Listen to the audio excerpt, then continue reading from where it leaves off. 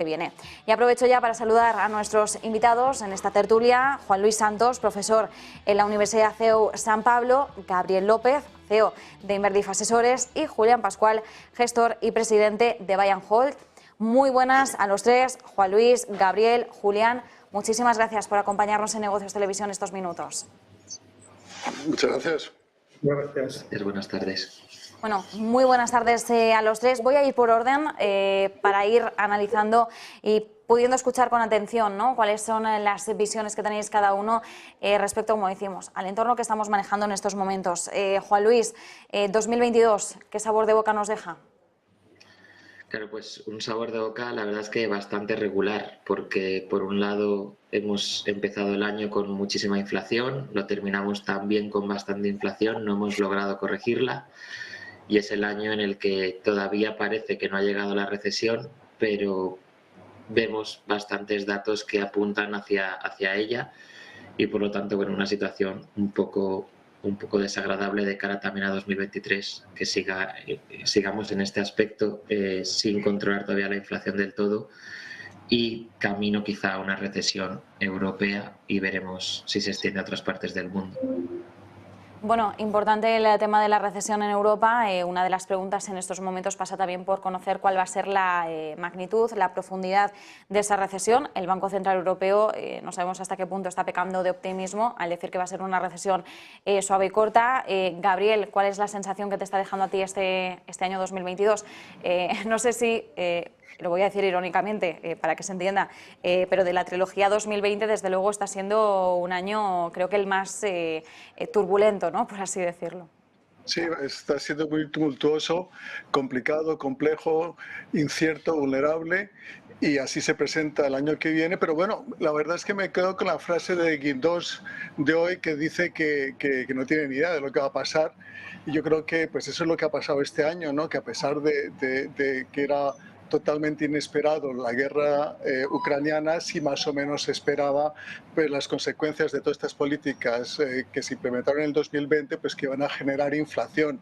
Y obviamente lo que sorprende es que ni los propios bancos centrales están atinando bien.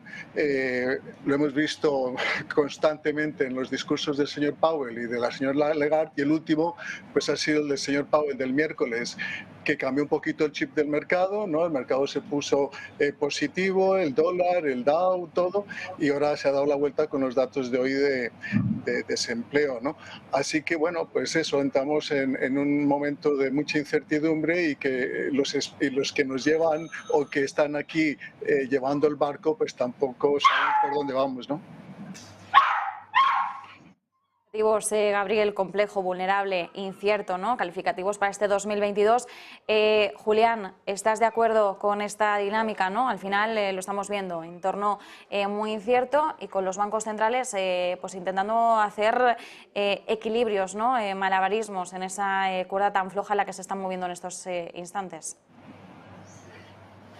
Sí, efectivamente, es muy difícil. O sea, predecir el futuro es realmente algo imposible.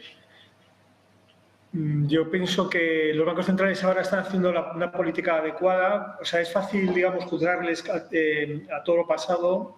Posiblemente tenían que haber sido un poco más vigilantes durante el año 2020 y 2021, cuando se produjeron todos estos estímulos, que al final ha resultado en esta inflación desbocada.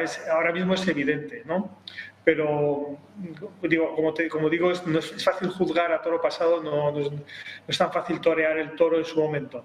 En cualquier caso, yo creo que ahora mismo están haciendo lo correcto, que es centrarse en la inflación, reducir la liquidez al máximo, aumentar el coste del dinero, aunque tenga como consecuencia provocar una recesión, pero es necesario para parar la inflación. La inflación es un monstruo muy peligroso y hay que pararlo muy rápidamente. Entonces, ahora mismo yo pienso que están haciendo lo correcto. Por lo menos yo creo que la FED, incluso bastante más que el Banco Central Europeo. Yo creo que el Banco Central Europeo necesitaría un poquito más de dureza en este sentido. De hecho, los tipos de interés en Estados Unidos son superiores a Europa. Y dada la situación actual en que la inflación está descontrolada, digamos, no queda más remedio que actuar con dureza. Bueno, me quedo sobre todo con ese mensaje, ¿no? El mensaje de que el Banco Central Europeo también necesitaría empezar a ser algo más agresivo, empezar a actuar con más dureza. Nos decías, Julián, una verdad absoluta, ¿no? A toro pasado es muy fácil juzgar, ¿no? Las anteriores actuaciones por parte de los bancos centrales, por parte de la Reserva Federal, por parte del Banco Central Europeo. Muchas veces hemos bromeado, ¿no?, con esa idea de, bueno, nos han estado diciendo durante muchos meses que la inflación era transitoria y luego vimos que de transitoriedad nada, que realmente estábamos hablando ya de una inflación estructural. Esto es importante tenerlo en cuenta porque al final pues, juzgamos, como decimos ya, cuando estamos viendo las cosas con cierta perspectiva y a veces es difícil poder ver las cosas con perspectiva cuando nos movemos tan casi a corto plazo, porque al final hablar del mes a mes es hablar de corto plazo cuando se trata de abordar decisiones que puedan afectar en un plazo mucho más prolongado, medio o largo plazo. Juan Luis, sí que quería ir precisamente por esas vías, ¿no?, de la dureza del Banco Central Europeo. Estamos viendo distintos toques de atención, tirones de oreja de los distintos miembros del Banco Central Europeo. Andrea Enria hablaba duramente hacia los bancos europeos, decía que están trabajando en supuestos demasiado optimistas y que, ojo, que el Banco Central Europeo no tiene al sector bancario como un sector en estos momentos vulnerable, como sí podría serlo el sector inmobiliario en caso de una recesión más severa, pero dijo, ojo, aquí hay que hacer los deberes y hay que empezar a trabajar con cautela. Y el mismo mensaje hemos visto por parte de Christine Lagarde hacia los gobiernos europeos, diciendo, atención, política fiscal y política monetaria tienen que ir de la mano. Seguimos insistiendo en ello y Luis de Guindos hoy calificaba esas ayudas fiscales, esas políticas fiscales como que debían estar centradas, ser temporales y que debían ser prudentes, ¿no? Han sido las tres palabras que ha dirigido Luis de Guindos. Juan Luis, ¿cómo estás viendo estos toques de atención por parte del Banco Central Europeo? Claro, son toques de atención que bueno, van dirigidos sobre todo a la política fiscal y también al sector bancario. En el caso de la política fiscal es muy poco razonable que se esté combinando una política monetaria contractiva de subida de tipos, de eliminar parte de la inyección monetaria de los últimos años, con una política fiscal que sigue siendo muy expansiva, que sigue contribuyendo a generar déficit público, que no acaba con la deuda pública, y este déficit público, debido a los programas de estímulo que todavía se están haciendo, va a generar un mayor nivel de deuda pública, y este mayor nivel de deuda pública ya no la va a comprar el Banco Central, y por eso es muy normal y muy necesario que nos diga el Banco Central que los gobiernos nacionales, sobre todo los de países más endeudados, tienen que empezar a limitar su política fiscal expansiva y acomodarla a esa política monetaria, también con el objetivo de reducir la inflación. Y por la parte del sistema bancario pasa algo similar. Los tipos de interés más altos deberían motivar a los bancos a que poco a poco prestaran menos dinero y por lo tanto sean más cautelosos con en qué lo prestan, en qué sectores, a qué tipo de clientes, y también que estos mayores tipos de interés no acarren mayor morosidad en el futuro, que eso sería un gran problema que podríamos tener en los próximos años. Gabriel, bueno, hemos insistido, ¿no?, en las palabras de Luis de Guindos cuando decía que de cara a la próxima reunión, el 15 de diciembre, va a ser la última reunión ya de política monetaria del año, más allá de abordar una nueva subida de tipos de interés, que esperamos que se mueva en torno a los 50 puntos básicos, es lo que está teniendo más peso en estos momentos en las apuestas que se están haciendo. Él hablaba de, bueno, va a ser necesario ya en esa reunión abordar cómo vamos a iniciar la reducción del balance, el cómo, el cuándo, detalles que ansiamos saber, no sabemos hasta qué punto nos van a poder dar algún tipo de mensaje contundente el próximo 15 de diciembre, pero, por supuesto, parte de la expectación va a pasar por ahí.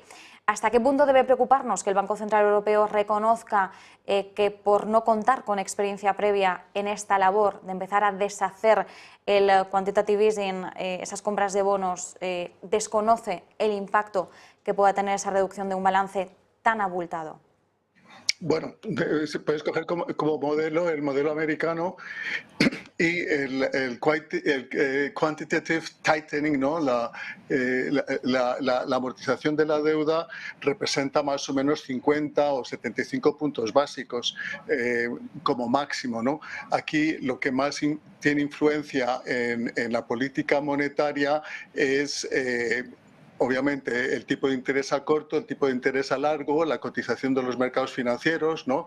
Las condiciones financieras y lo que es la amortización de la deuda tampoco es tan relevante. Sí que es verdad que entramos en una dinámica fiscal que a los mercados no le gustan. Ahora sí que va a ayudar un poco con un poco de recuperación y crecimiento en el corto plazo, pero en el medio y largo plazo va a generar esa duda del poder que tienen pues, Italia, España para pagar ese déficit fiscal y se pondrá presión en los bonos, ¿no? Digamos que sí que es verdad que entramos también en esa nueva dinámica. Hemos estado mal acostumbrados por todas estas políticas fiscales expansivas en estos últimos años, pues que nos han sacado fácilmente de los problemas como del COVID, pero ahora sí que la dinámica por todos lados va en nuestra contra. Bueno, todas esas dinámicas en nuestra contra. Julián, otro de los mensajes importantes que ha lanzado hoy Luis de Guindos, bueno, ha lanzado varios mensajes. Por un lado, ha dicho que podríamos empezar a tener una pequeña alegría, un ligero optimismo ante lo que él ha calificado como soft indicators, como indicadores algo suaves. Lo hemos visto, por ejemplo, en el caso del IPP, de la inflación mayorista que hemos conocido hoy en la eurozona, importante porque al final es un indicador adelantado que nos indica un poco cuál podría ser la dinámica en el IPC. Y nos decía Luis de Guindos, bueno, hemos empezado a ver algunos indicadores que nos van dando señales de que podríamos empezar a ver con ligera alegría ya la evolución de la inflación, ¿no? Una evolución más hacia la baja. Él ha hablado de moderado optimismo. Sí que ha reconocido que en los próximos 3-4 meses podemos seguir viendo la inflación tal y como la estamos viendo hoy, aproximadamente en ese entorno del 10%, que ha sido el último dato de IPC que hemos tenido en la eurozona, pero ha dicho, dice, bueno, me voy a atrever a hacer un poco una aproximación, ¿no?, de las posibles perspectivas hacia dónde estamos señalando ahora mismo la inflación, y él la promedia en torno al 7% para mediados de 2023. Desde Buy and Hold, ¿estáis de acuerdo con esta aproximación?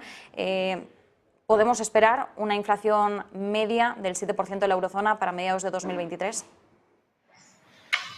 A ver, nosotros en Buy and Hold nunca hacemos predicciones macro ni tomamos decisiones basadas en razonamientos macro, sino que tenemos una aproximación a la inversión que es totalmente lo que los ingleses denominan bottom-up, es decir, desde abajo hasta arriba. Es decir, nosotros seleccionamos empresas concretas, las acciones o la deuda, ¿de acuerdo?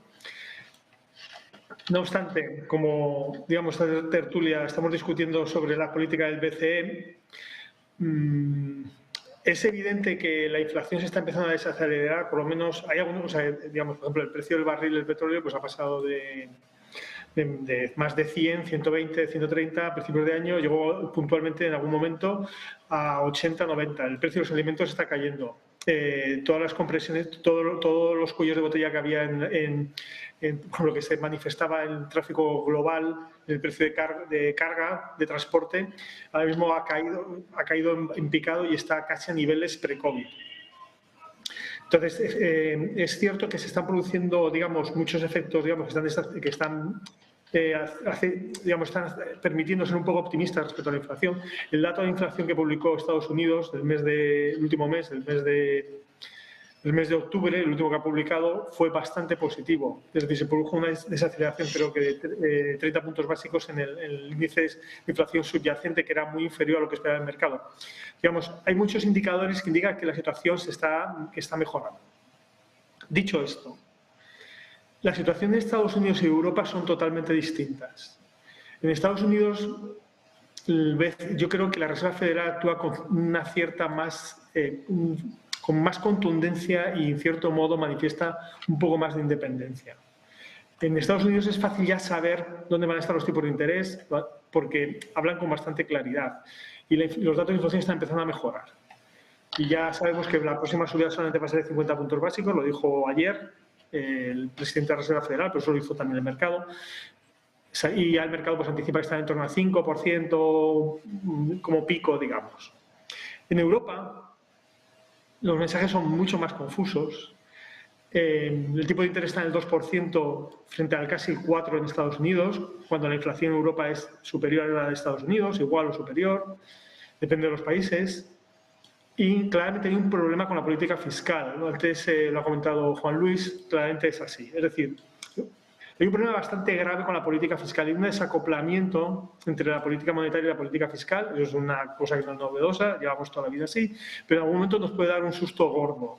Es decir, no puede ser, digamos, que el Banco Central Europeo, que haya una situación inflacionista, el Banco Central Europeo haga políticas restrictivas monetarias y los gobiernos sigan gastando sin control. O sea, sigan con déficits públicos tremendos, sigan subiendo las pensiones, digamos, como si sobrara el dinero, digamos. Eso acabará generando problemas. Además, esto es una de las razones por las que el Banco Central Europeo no ha subido tanto los tipos de interés, en mi humilde opinión.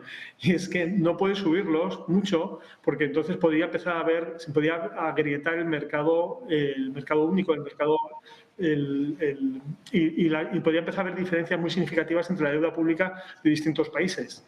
Entonces, este es un tema, digamos, que yo pienso que sería, al final, o se toman medidas serias pronto o se acabarán tomando tarde, mucho peor.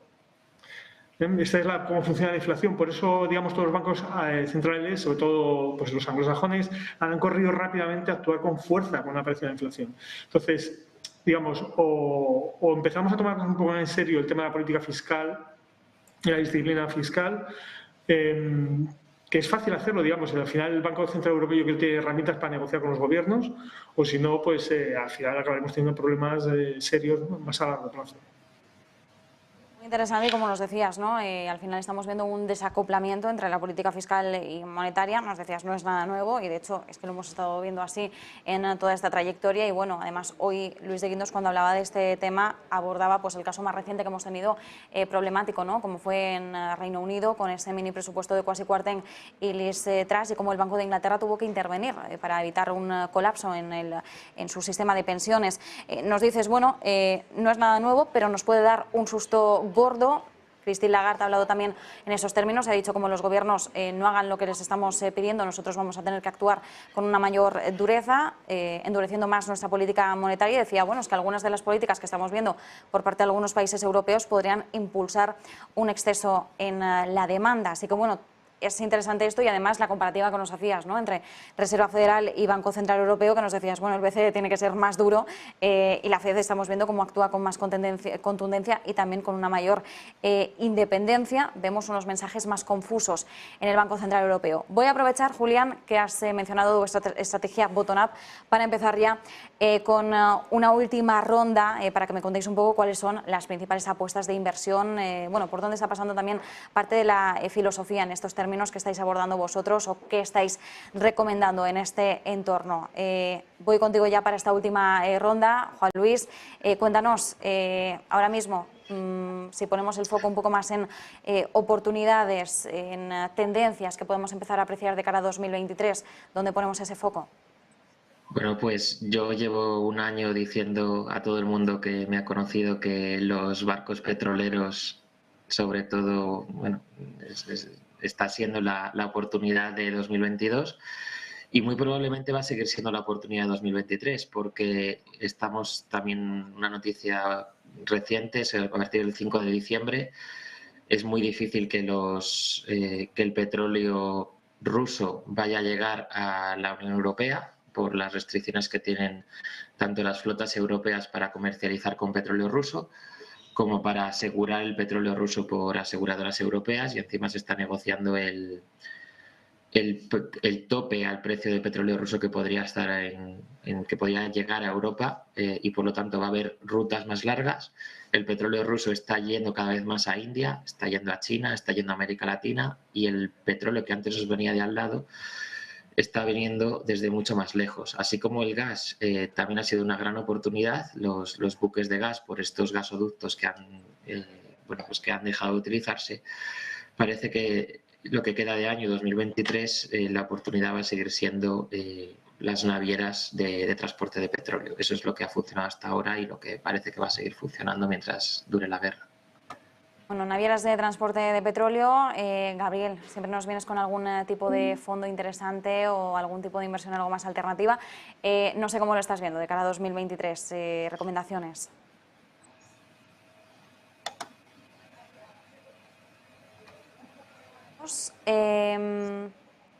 No sé si a lo mejor estabas silenciado. Ahora sí, te escuchamos, perfecto. Pues estamos solo hablando de tipos y de inflación. Obviamente los tipos reales son negativos, pero sí que hay oportunidad en la renta fija, eso es indudable. Se ha recuperado, pero yo creo que volverá a bajar y se nos presentarán unas oportunidades a principios del año que viene. Y después, en términos de equity, ¿no?, de renta variable, pues aquellas empresas que tienen esa capacidad de mantener los precios, de mantener sus márgenes, que va a ser la clave ante toda esta subida de los costes, y que tienen poca deuda, ¿no? Así que ahí es donde está la clave. Bueno, y por último, Julián, nos estabas hablando de esa estrategia bottom-up, ¿no?, que seguís en Buy and Hold. Bajo esta estrategia, bajo ese paraguas, esa filosofía, ¿por dónde están pasando ahora las recomendaciones que estáis haciendo? Nosotros en la pata de renta variable tenemos, como sabes, solamente un fondo de renta variable, uno mixto y uno de renta fija. Entonces, en la pata de renta variable, que es BH Acciones, estamos comprando, digamos, aunque el petróleo lo ha hecho muy bien, pensamos que hay que mirar más hacia el futuro. Entonces, igual que, digamos, en el año 2020 el año adecuado para haber comprado petróleo, cuando entonces nadie quería verlo porque a lo mejor comprar tecnología que está haciendo muy bien, pues ahora es un poco al revés, digamos. Es contraintuitivo, pero posiblemente lo que mejor funcione mirando hacia el futuro. Entonces, creemos que empresas de tecnología, sobre todo grandes tecnológicas, están muy baratas, han caído bastante, son modelos de negocio muy buenos, están teniendo una cierta caída en beneficios, no porque hayan caído las ventas, sino porque los costes han crecido más de lo normal, pero el próximo año ya están tomando las medidas y el próximo año podemos ver sorpresas muy significativas en los beneficios de estas empresas. Y estamos comprándolas pues 30 o 40% más baratas que hace un año y no están en absoluto caras, en nuestra opinión, considerándolas como multiplicadores. Empresas como Google, Microsoft, etcétera, son empresas muy interesantes y no están caras. También creemos que hay una oportunidad bastante buena en el sector, en el área de pequeñas empresas, lo que los ingleses denominan small caps. Lo ha hecho muy mal en los últimos 2 o 3 años, este año particularmente mal, y ahí hay muchas oportunidades. Y por último, como comentaba Gabriel, renta fija creemos que es un momento muy adecuado. En nuestro fondo de renta fija, BH Renta Fija, ahora mismo tenemos una rentabilidad, lo que en inglés se denomina yield, casi cercana al 9%, con más de un 40% de la cartera en grado de inversión. Estas rentabilidades no son normales y lo normal es que si ahora se entra en renta fija, se obtengan rentabilidades muy interesantes en los próximos 12 meses. Pues nos quedamos con esas recomendaciones, barcos petroleros, renta fija de cara a 2023 como una de las estrellas. Nos indicabas algunos nombres en la renta variable, Julián, como Google, Microsoft, también poniendo el foco en las small caps, donde ves oportunidades, renta fija y ahí los yields investment grade. Gabriel López, Julián Pascual, Juan Luis Santos, muchísimas gracias a los tres. Un placer haber tenido esta charla, esta tertulia. Descansad, no sé si tenéis puente, pero bueno, en cualquier caso, buen fin de semana y que tengáis unos buenos días festivos. Muchas gracias. Muchas gracias. Nosotros nos quedamos, por tanto, con este análisis, ya decimos, empezando